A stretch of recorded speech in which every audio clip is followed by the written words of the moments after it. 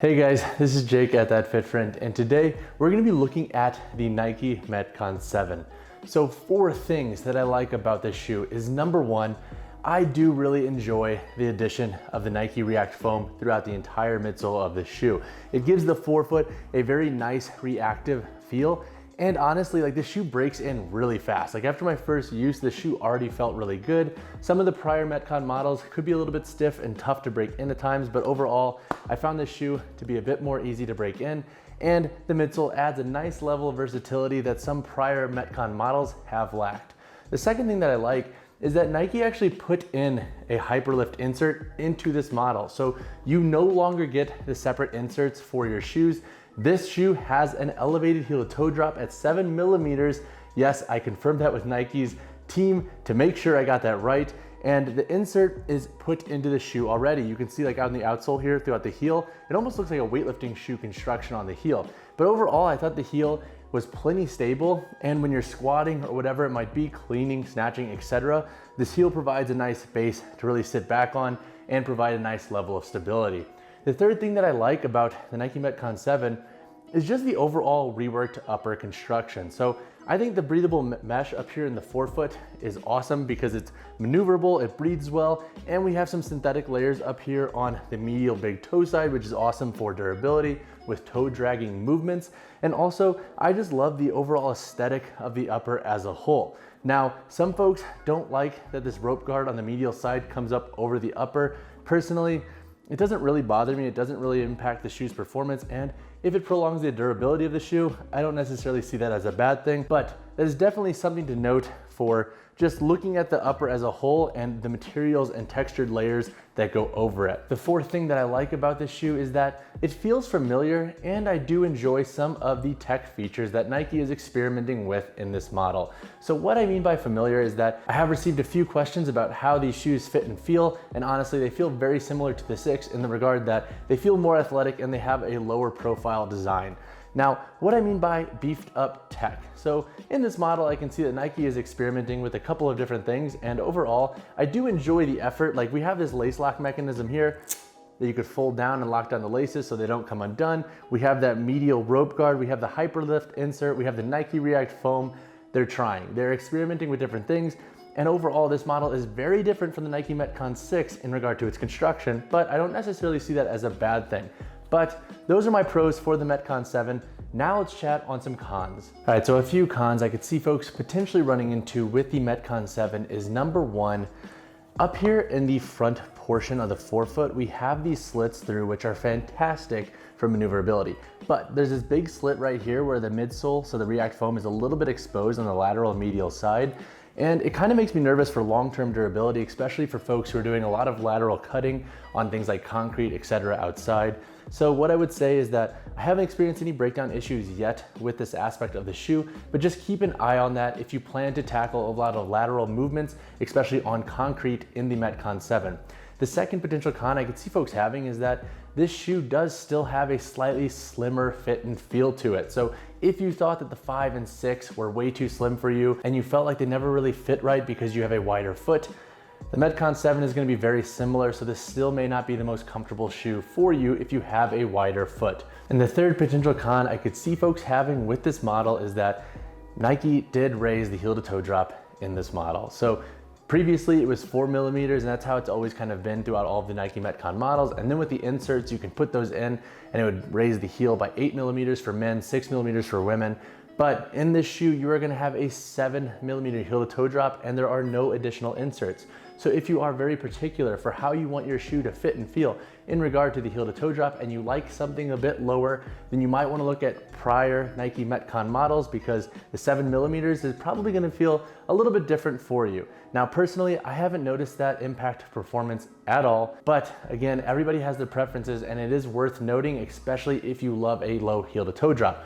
But now let's talk about the best part of this review, and that is the performance of the Nike Metcon 7. So when it comes to performance in the Nike Metcon 7, we're gonna break this section into a few different categories. We're gonna talk about lifting, agility, plyometrics, and hit training, and then shorter runs and daily wear. And I'm also gonna talk about rope climbs because we have a pretty big rope climb feature in this model. So when it comes to lifting, A couple of folks have talked about stability potentially being an issue in this model, but to be quite honest, I don't think the stability in the shoe is going to impact most recreational lifters and CrossFitters. I've deadlifted up to 505 pounds in the shoe, squatted well over 360 pounds, and overall, I haven't really noticed any issues with compression. Now, I will say the Nike Metcon 5 and 6 do feel a tad bit more stable throughout the shoe as a whole, but overall, I haven't really noticed any glaring issues in the Metcon 7. And it is worth noting that this model does have a slightly higher heel to toe drop, which to be honest, I do think can feed a bit better into certain movements depending on your mechanics. But again, heel to toe drop is one of those preferential things that you'll have to consider when looking into the Nike Metcon 7. When talking agility, plyometrics, and HIIT training, I really like the Nike Metcon 7, more so than previous Nike Metcon models. And again, I think that's due to the reworked outsole and midsole construction. It just feels much more athletic. And I think when you're on your forefeet a lot and you're doing a lot of bounding style activities, this shoe is a bit more forgiving than prior Nike Metcon models. Plus, if we want to talk about what gives this shoe a versatile edge, when we look at like the Nike Metcon 6, the versatility came from the insole. We had that dual textured material throughout the insole, and that was pretty much it. In the Nike Metcon 7, the insole is just more of like a traditional insole, and the versatility comes from the midsole and outsole. So I think as a whole, the Metcon 7 has a slight edge for more versatile training in the forms of HIIT, agility, plyometrics, etc., more athletic facing movements compared to prior Nike Metcon models. When talking running, it's a Nike Metcon. It's never going to be super great for longer runs, but I think if you're running in the 800-meter range or down, this model does a pretty good job, especially if you are a forefoot or midfoot striker. It doesn't feel overly uncomfortable like prior Nike Metcon models did, and I think that it will work for shorter runs. Anything longer than 800 meters, you may want to look into other shoes that are a bit more conducive to your running style and the goals at hand. And speaking of shorter runs, I have talked about this shoe in a video I filmed with some CrossFit Games athletes where we had 800-meter runs. I'm going to link that up there, so check that out if you are interested in shorter runs in this model. For daily wear, it's okay. It's a Nike Metcon model. It's never going to be super comfortable for all day wear. And what I would suggest actually is not wearing the shoe on a daily basis. That way you can just wear it to train in and prolong the life of the shoe and your investment. All right, so last but not least, when chatting on rope climbs, if you are part of the smaller niche population that really relies on their shoes for rope climbs, I think you'll like this model, honestly. Like the medial rope guard does a pretty good job of giving you a nice level of traction, plus it adds a nice level of durability to the medial side of the shoe. And I know some folks don't necessarily like it, but I don't think it impacts performance, and if it helps some folks and prolongs the durability of the shoe, is it really a bad thing? But overall, wrapping up the performance section as a whole, when it comes to stability in the Nike Metcon 7, I think most CrossFitters and recreational athletes will be just fine with the construction in this shoe. The Nike Metcon 5 and 6 do have a slight edge for overall stability, but again, the Metcon 7 stability is pretty dang good. When it comes to versatility, I do think the Metcon 7 has an edge over prior Nike Metcon models.